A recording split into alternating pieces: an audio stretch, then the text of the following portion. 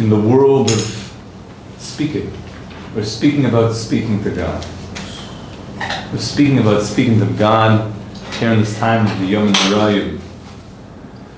And in review, we said Rebbi Nachman taught us in Torah Chaf Hey that Esboidus, which means to make yourself alone with God, is a very, very exalted thing, maybe the greatest thing in the world. To be able to go into that alone or oneness consciousness and reflexive, to make yourself into an alone state with God. And we said specifically to do that, we need to actually be alone. And we said that then there's Hisbodedus while you're actually alone, and then Hisbodedus when you're with all the Chevra. You're also just in this one state with Hashem. You're alone with everybody, with God. Which means Hisbodedus becomes this constant state of being that you never leave the God consciousness. You're always alone with God. Thank you.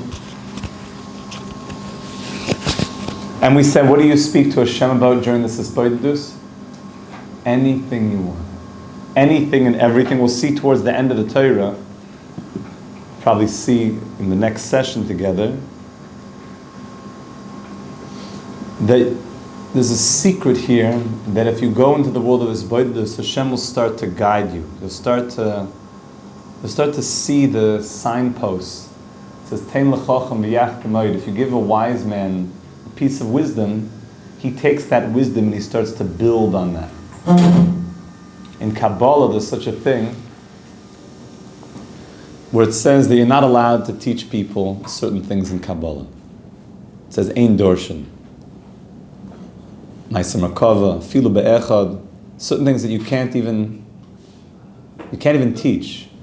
Meaning you could only tell the student certain things, and if they don't get it on themselves, by themselves, then the teacher can't take them all the way. It's if you got it, so there's a moment where the Rebbe will share certain things, and then the student and the Rebbe has to kind of look at him so you understand what's happening? And if you understood it on your own, then you got it.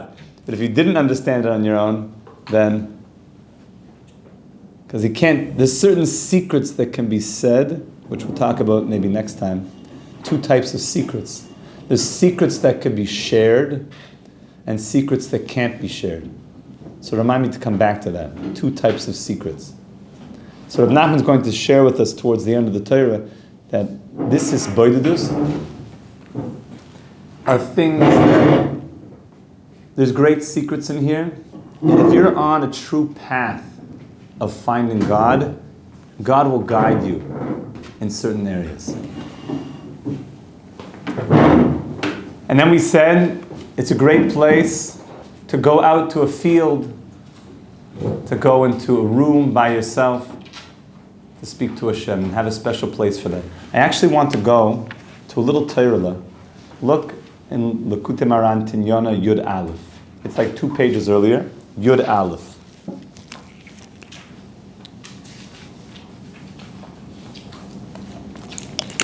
Rebbi Nachman here is speaking about specifically going to daven in the fields. This is actually one of the first Torahs I ever learned in Rebbi Nachman. And I guess for a hippie guy like myself, so drinking green juices and enjoying being out in nature, I found my way to this Torah. And when I saw this Torah, I was like, Rebbi Nachman gets it. And Rebbi Nachman really gets it. This is when I knew, Rebbi Nachman, he gets the whole picture. So Rebbi Nachman here says, Da. If your neighbor doesn't have the spot, just help him to get it. Yud Aleph. Torah Yud Aleph. So Rebbi Nachman says Da. When Rebbi Nachman says Da, he means no. He also means that he's pulling down the Torah from the world of Atzilus. And Da means open your heart now. That's what Da means. All those are what Rebbi Nachman means when he says Da. No. K-N-O-W.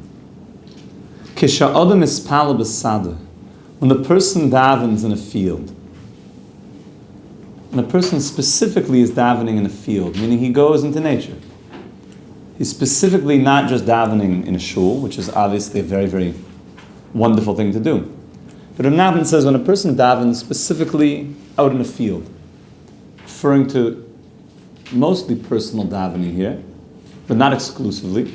There's reasons why you should daven a minyan inside of a shul and have a covered roof, that it contains the tefillahs, it gives you focus. But there is such a thing of having personal prayers in nature. Dafka in nature. When you're davening in a field, so Rebbi Nachman says, this is all al pi Kabbalah, the Arizal, the Zohar, as I call asovim kulam boim b'soichat tefillah.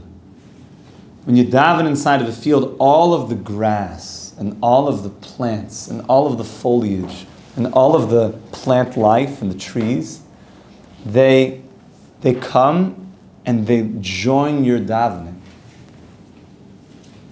When you're davening in a field, you think it's just you. The secret life of plants.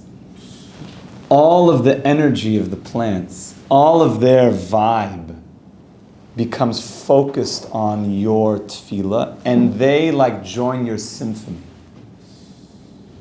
You become almost a conductor, and you're moving the energy of the plants, you're moving the energy. They're not stagnant. They're not staying. There's a vibe in the plants. And they come and they join your davening. And they actually give energy, power to your tefillah. And then Rebbi Nachman brings a proof of this. And this is what we say, that davening is called a sicha, a conversation. A sicha.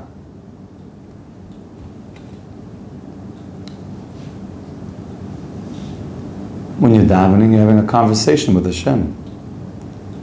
And this is the bechina, like we're about to see in Parshas Bereshis. You know Bereshis this week. You know how many days you have to prepare Parshas Bereshis? 3 weeks. So Simchas Torah, Shmini Atzeres, right? Thursday, and for Bnei Choslarz, Friday, and then what's that Shabbos? Bereshis. You literally have a day, because you're still reading Zoysa Bracha, right? And so you have one day and by the way, every single year, it's never a full week, because there's always Simchas Torah and then Parshas Bereshis. So some of the tzaddikim said is that because if you think you could really understand Parshas Bereshis, and we're even going to start with you not having a whole week to learn it, because it's so deep. And this week, and this year for sure, you have one day to do Shtay Mikra on Parshas Bereshis. Parshas Bereshis is as big as it gets. So in Parshas Bereshis, it speaks about the grass. It speaks about the Siach HaSadeh. It speaks about the herbage. It speaks about the plant life of the world. And the plant life of the world is called siach. It's called conversation. The very word the Torah uses for the grasses is a conversation.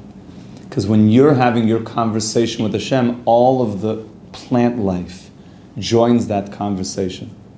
Now, if you start hearing the plants talking, then we should talk afterwards. Because what are you smoking? Just kidding. But we'll talk if you actually hear a voice. But what I mean by that is that there's an energy that you're tapping in to the vibe, you're tapping in to the koyach. Because all of creation is singing a song to God at all times. King David picked up on this conversation and he actually wrote down what the entire symphony of the creation is singing. He could hear the symphony. It's called Perek Shira. It's called the verses of song. It's the song of creation. That all of creation is singing a song. And there were many great rabbis that could hear this. They could hear the Sichos de Kolim, like it says in Gemara Sukkah, that Rabbi Yochanan ben Zakkai could hear the conversation of the palm trees. The Maharsha says that like when the wind rustles through the tree and it like makes that sound, if you listen carefully, there's a conversation happening. But if you just got like, your AirPods in and you just like bop into like, something or other, you may miss that subtle conversation. I have nothing against listening to music. But there's deeper notes of symphony that are going on at all times. And therefore it might be a good idea at some time just to take out the AirPod and just let me hear the song of creation. And just like totally take in the entire song of creation.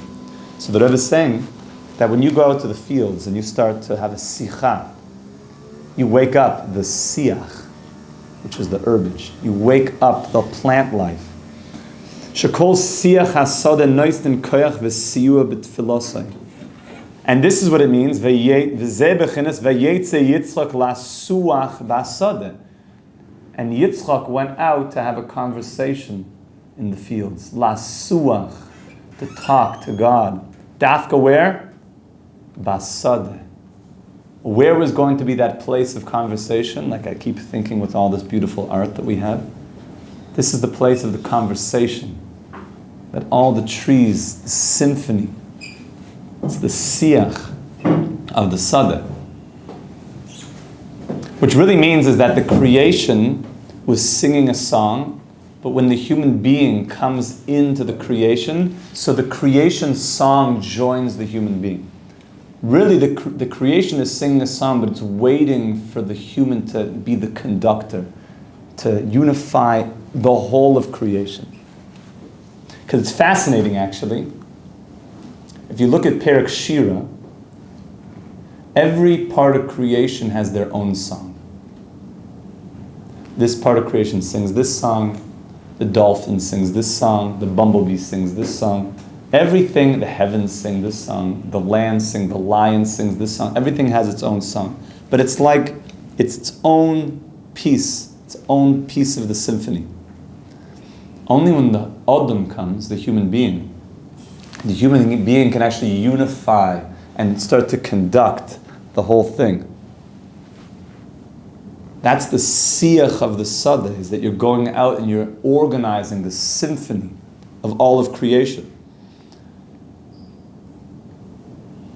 Shetfilosa im siyu v'koyach hasadeh, that Yitzchak Avinu's tefillah was through the energy of the sadeh.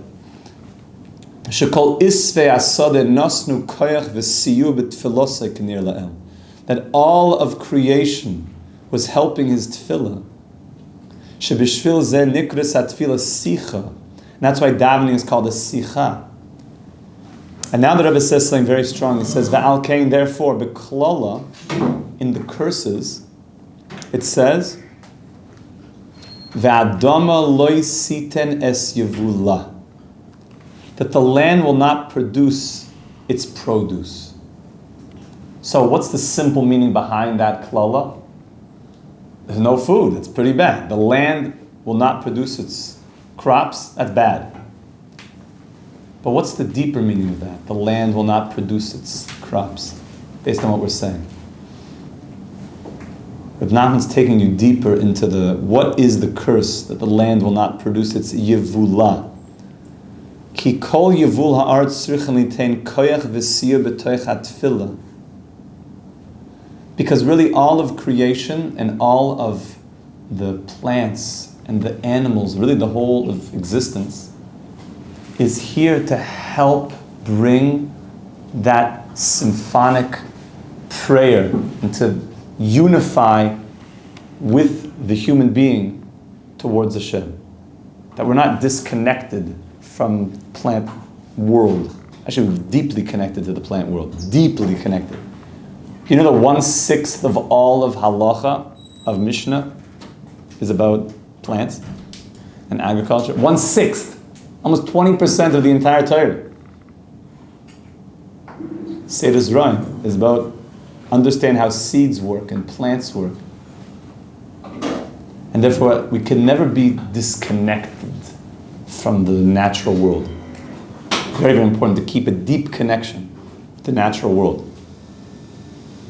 So my brother is a very, very chashuv yid, and he's like a super chef, and he does only like the highest quality stuff. That's like his thing. I remember when he was like a little kid, and they hired him by some like a 8-star hotel, like one of these highfalutin places in Toronto, and like some soccer team showed up there, and like one of these big teams, and he was serving them. So this is like a super fancy hotel in Toronto, and he was like this young, but they knew he was like an up and coming star, so they had him. They were like, we got to get like the food out, and they handed him like powdered potato mix, because they had to whip up like a lot of mashed potatoes. Like, they got to feed, the soccer club. So he said, I think he was like 15 years old. He's like, I don't do powdered potatoes. And he peeled every one of the potatoes himself. Like, it's like, I got to put out the best product. So he would always tell me, because we would always go to farmers markets growing up. That was like a big thing for us. And he said, I like shaking the hand of the farmer who this morning picked those carrots, and this afternoon I'm going to serve it in my restaurant. And then when I bring out the bowl of soup to my customer, I could tell him, oh, these carrots, I shook the farmer's hand this morning. It was still like with earth on it. Don't worry, I cleaned it before I served you the soup. But it's organic, pure. So from farm to table is a very short gap. That gap has gotten, we won't talk about it. It's gotten big. Where does that come from? I don't know. Outer space. When was it picked?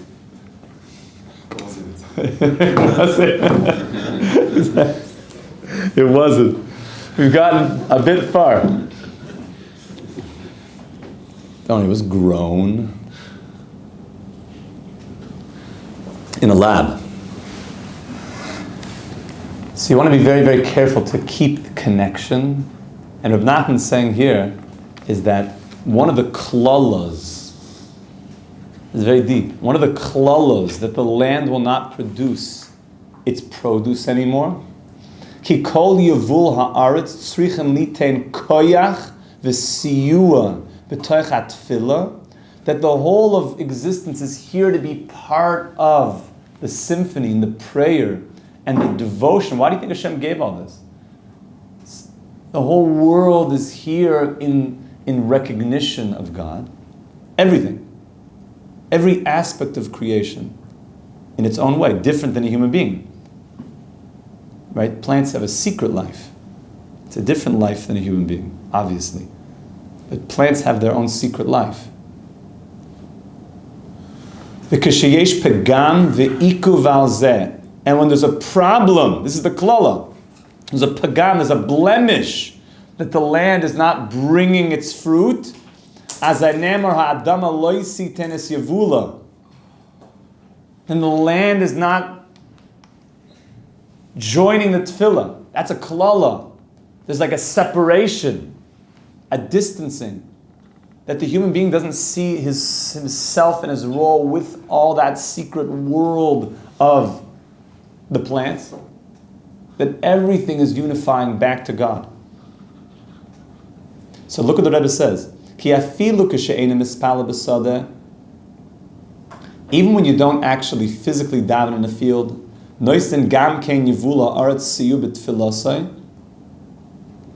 even when you don't daven in the field, the plant world also joins your tefillah. How does it do that? It says it's pasha. Just think about it. Tahainu kol masha samuch ela adam kegoyin achilasai v'shtiyasa kayetze. Even if I don't daven in the field, what's powering this learning right now? A mitzchai special. That's powering this davening, this shachris that's coming up.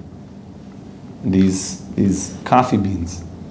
So this grew from the earth, we hope. This definitely did. And that energy that's in you is also joining the tefillah. Now, you understand he's talking all about neshamas and yortzeit and reincarnations and all sorts of like really deep stuff, and souls that come back into the world and have to go into plants and they have to be elevated, like all sorts of deep stuff that are beyond like the topic of this particular conversation. This is Rebbi Nachman saying like there's a lot going on when you're talking about davening and what's going on in the plant world, much more than meets the eye. And that's why there were certain tzaddikim that would sit by certain trees and say certain tefillahs and mishnayos, because they knew there were things there. If you just read the book, The Life of the Arizal, they translate it to English, from Shivchei Ari, you will see what life really is. The Life of the Arizal. It's like a blue, I think it's a blue covered book, like with a picture of Tzfas in it, where the Arizal lived. And you start to see like there's a lot more going on. And everyone's like, I knew those rover cats had something going on. I knew there was more than meets the eye. They've been here before. I could tell. I know something's going on with them. You know what I'm saying, Max? So you read The Secret Life of the Ari in English. It's actually not a long read. Go get it. Go to Mariah. Grab it.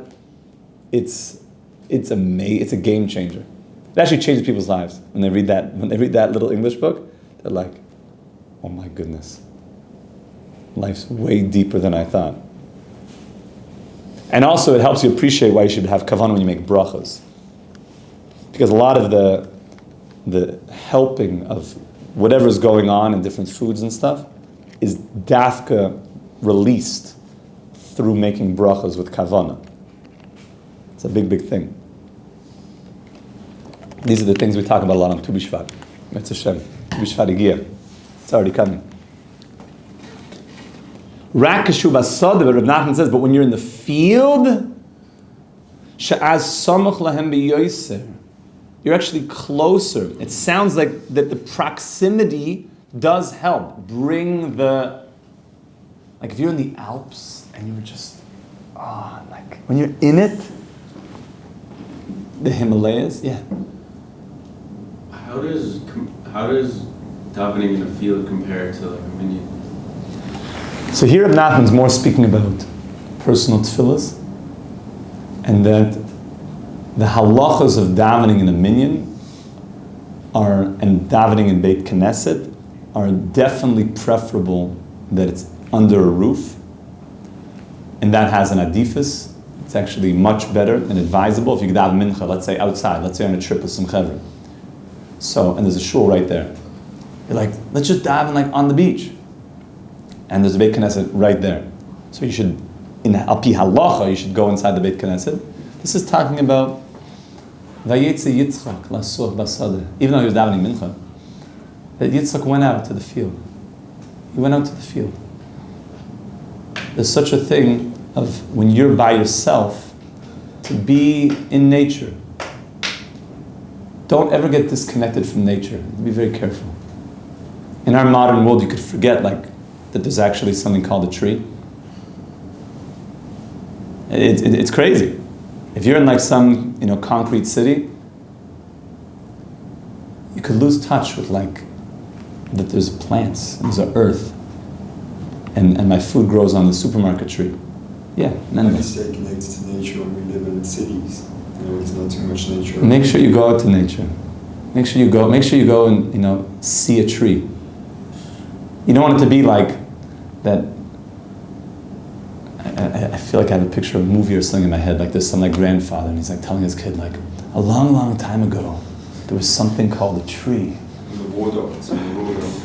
Is that what it is? Yes. There was something called a tree. The lower X. Oh yeah, Dr. Seuss had it.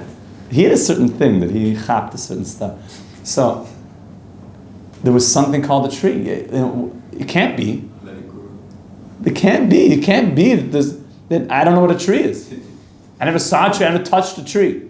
It can't be. You never saw where your food grows. Like, it's so disconnected from that. So I would say, go on hikes. Now, there's a way to go on a hike. I remember I went to a university which was a little bit off the beaten path. It's called Lakehead University in Thunder Bay, Ontario.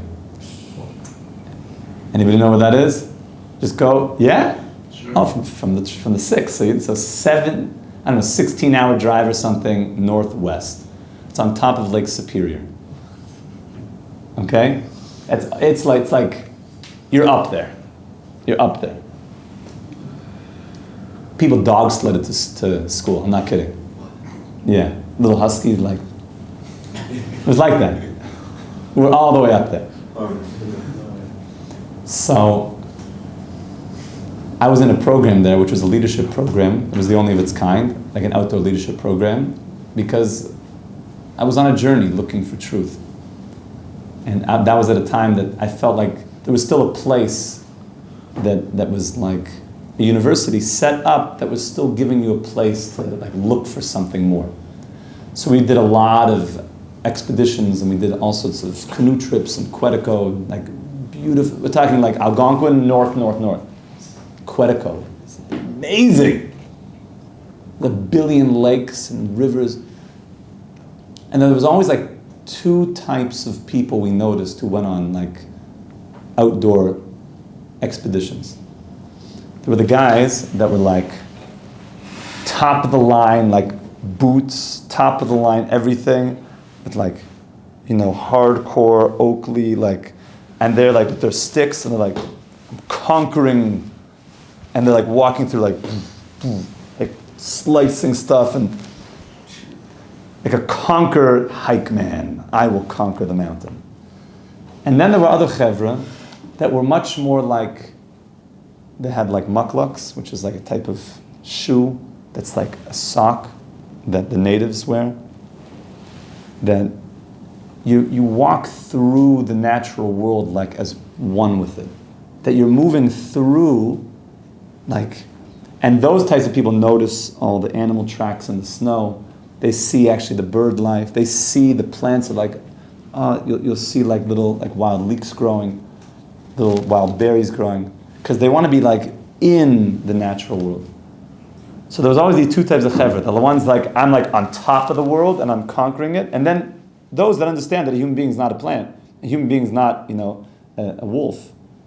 But they're moving through the natural world, unified with the natural world. And therefore I would advise you, that was all to answer, I think, the question of how to tap in, is to go on hikes, but try to be the second type of hiker. Of like, I'm going on this journey through the natural world, but within it. Not like I'm going to conquer and put a flag down on the top and like take a selfie and like, I'm the man. But you like missed the whole experience. That's a chashva thing. Go and see and be in the natural world. And particularly here, Rebbi Nachman saying, to go and daven outside. Talk to Hashem. Go to a quiet place. Go into the hills around Yerushalayim. Outside of Har Nof. Go where there's trees, there's water. Just talk to Hashem in that place where it's quiet. And that all of the siyach hasadeh will join your tefillah. And the Rebbe said, even if you can't, even the food you're eating, remember that that's also part of this song. Rak kashuba sadeh she'az samach lehem biyoysa az kol ha'asavim v'kol yivul ha'adam and noistin koyach l'tfilosayin. And then Rebbi Nachman ends, he says, v'zeh yivul. The word yivul, like the produce, Rosh Tevis, is an acronym. What's the acronym? Vayetze Yitzchak lasuach basadeh. That the Yevul is all about that Yitzchak went out to talk in the fields. That's what it is, that Yitzchak is awakening all the Yevul. He's awakening all the life force in the whole plant kingdom. He's awakening it up, and it's joining his devotion. We're not separate from the natural world.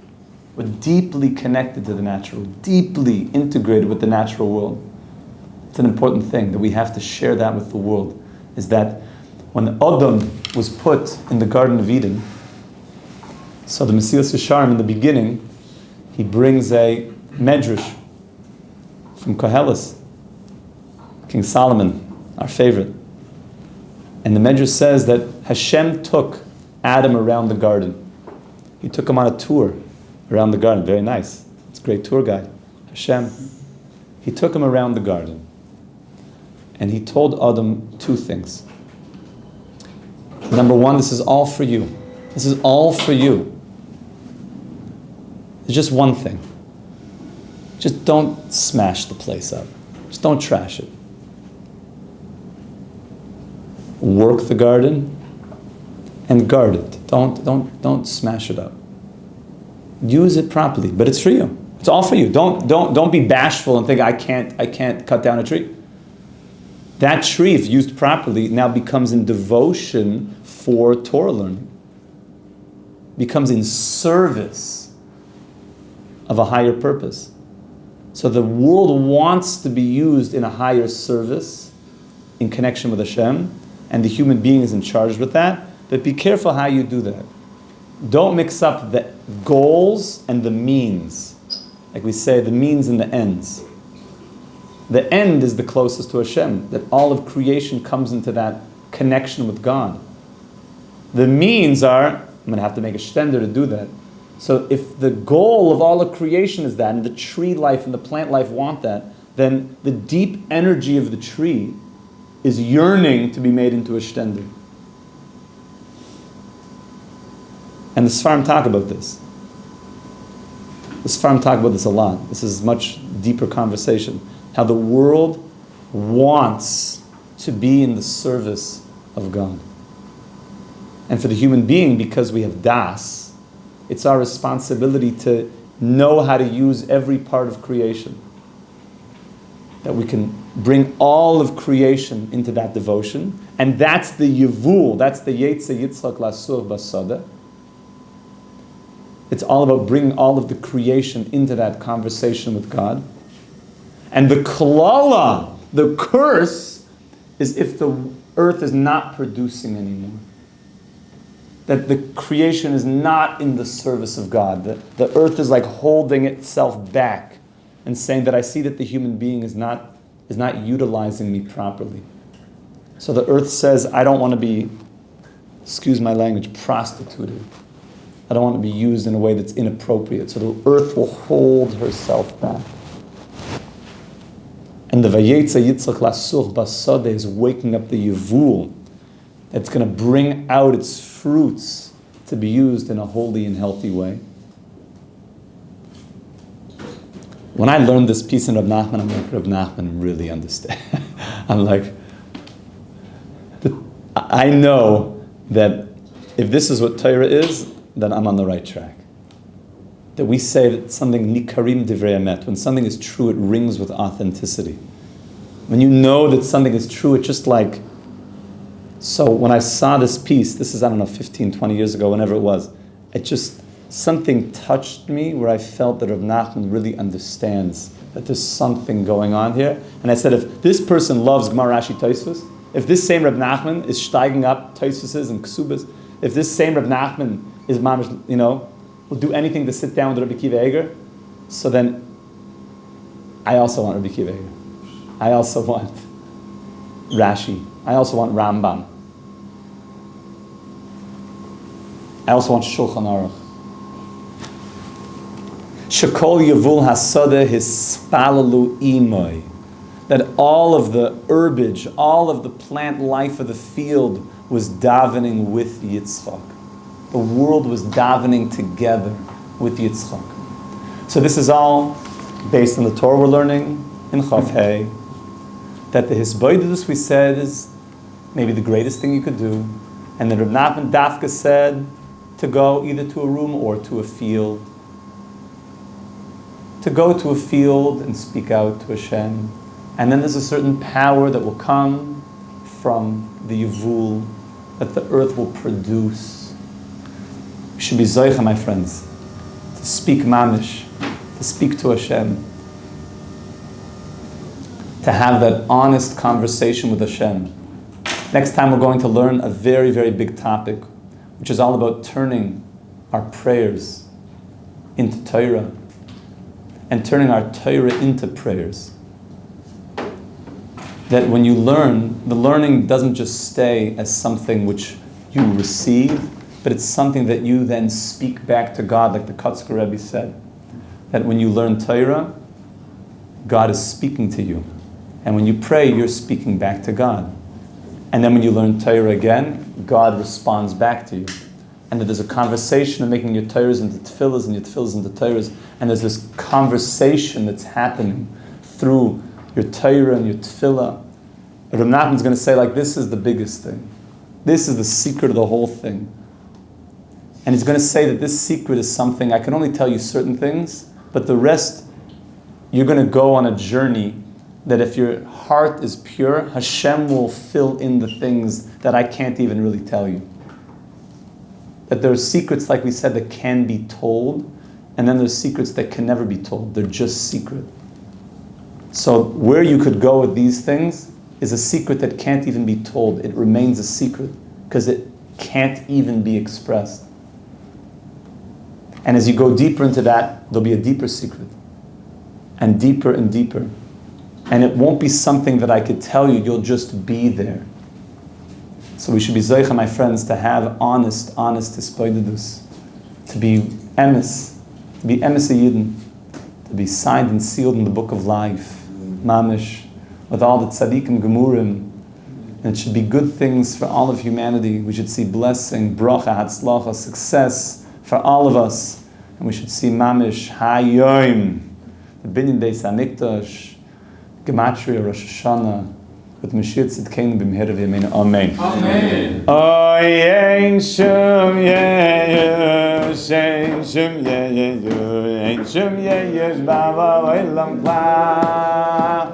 Rabbeinu shoach v'kol gadol, ein shum yeyesh, ein shum yeyesh, ein shum yeyesh b'ava olam kla.